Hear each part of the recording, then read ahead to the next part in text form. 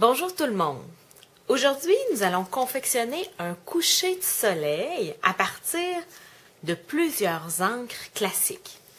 La première chose à faire, c'est vous de poinçonner un cercle de la grandeur que vous voulez pour aller sur votre projet, tout dépendant de sa grosseur. Et ensuite, avec du Dotto, c'est une colle temporaire, vous allez pouvoir venir coller ce cercle sur votre projet. Coucher de soleil. Pour venir confectionner votre coucher de soleil, je vous recommande d'utiliser 3 couleurs d'orangé à jaune jusqu'à rouge. Pour venir confectionner votre coucher de soleil, je vous recommande d'utiliser 3 couleurs. Alors moi, j'ai pris Narcisse délice, Ocre roussillon et Rouge capulet. Ce pourrait être 3 teintes de jaune à rouge et dans les orangés que vous possédez.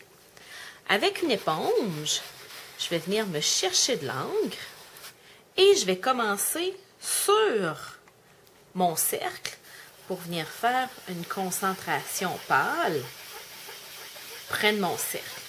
Et j'agrandis tout simplement.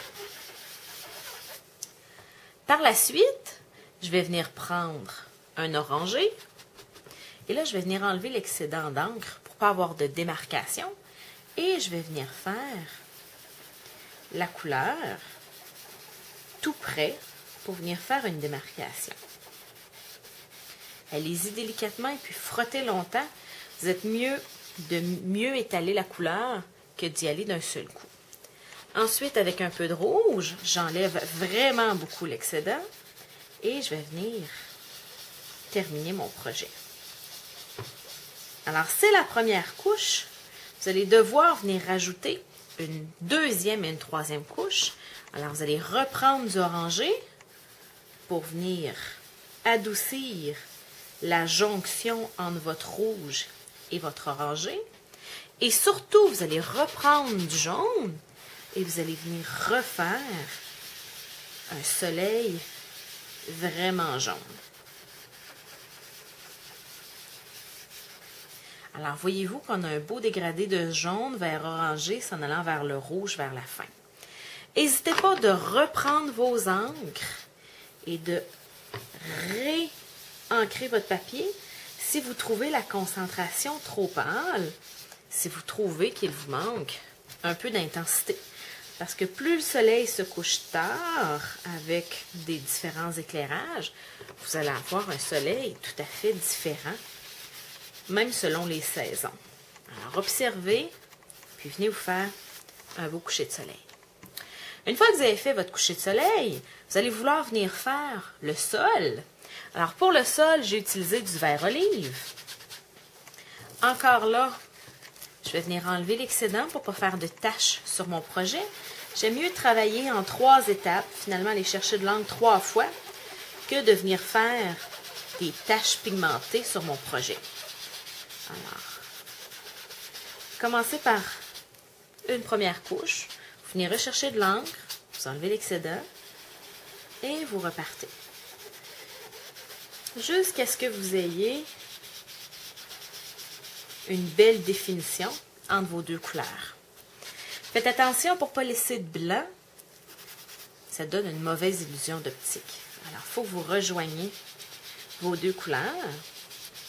Et pour vous assurer d'une belle union entre vos 2 couleurs, moi, je vous recommande de reprendre du jaune parce que c'est la couleur qui est commune entre votre vert et votre orangé du ciel. Alors, ça va venir comme adoucir les coins entre les 2 couleurs. Tout simplement. Alors, n'hésitez pas, jouez avec vos couleurs. Ça va faire une belle intensité. La dernière étape pour terminer votre coucher de soleil, c'est de venir enlever délicatement votre cercle. Et là, vous allez voir qu'il y a peut-être des petits morceaux de colle qui sont restés. Vous avez juste à frotter et ça va se retirer. Vous pouvez laisser votre coucher de soleil blanc. Moi, j'aime bien y donner un peu de jaune orangé. Alors, je viens prendre du jaune, j'enlève l'excédent pour ne pas venir tacher mon projet. Et je viens adoucir le tout avec du jaune et un peu d'orangé.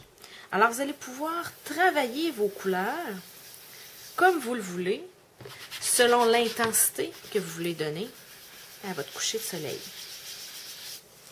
Une fois terminé, vous allez pouvoir venir faire votre image à l'avant de votre coucher de soleil. Pour venir créer mon image à l'avant-plan de mon coucher de soleil, je vais utiliser Autumn Days. Je l'aime bien parce que ça me permet de faire des cartes masculines, autant d'automne que de Noël, parce qu'ici, l'image des petites cocottes est parfaite pour une carte de Noël. Alors, ça permet d'étirer la saison de mon jeu d'étampes. Je vais utiliser une nouvelle couleur qui s'appelle couleur café. Alors, c'est un nouveau brun qui contient moins de rouge. Alors, il est très, très beau pour des projets d'automne. Alors, vous venez ancrer votre image et vous pouvez venir créer une illusion d'optique en venant l'étamper à 2 reprises. La première fois, votre couleur va être foncée et la deuxième, votre couleur va être plus pâle.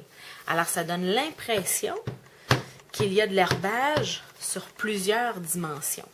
Alors, je vais en étamper une deuxième fois et même une troisième fois. Et je vais même venir en rajouter en étampant sur le côté pour venir avoir une autre image dans le bas. Je peux mélanger 2 images dans mon paysage. Ça fait plus naturel qu'une seule et unique image parce que le bon Dieu ne fait pas des champs avec une seule sorte d'herbage naturel. Alors, j'aime venir ajouter d'autres herbages. Alors, faites attention pour avoir plusieurs niveaux, pour pas que toutes vos herbes soient de la même longueur. C'est plus naturel, plusieurs hauteurs d'herbage. Alors, vous pouvez vous amuser jusqu'à temps que vous aimiez le résultat et ça va vous permettre d'avoir un projet en plusieurs dimensions.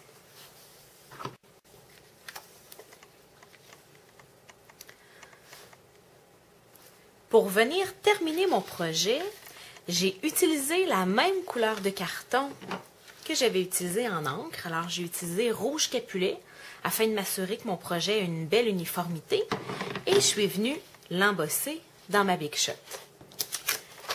Si j'avais collé mon image bien au centre, ça aurait eu l'impression d'avoir une carte trop centrée, trop unitaire, pas assez dynamique.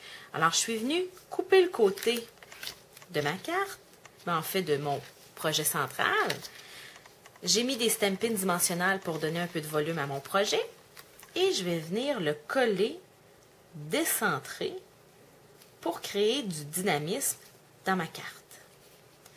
Alors, c'est une technique hyper simple, mais qui donne de beaux résultats quand vous décentrez vos images principales. Ça donne une plus grande animation finalement dans votre carte. Si vous avez des questions, gênez-vous pas à me joindre sur mon site web.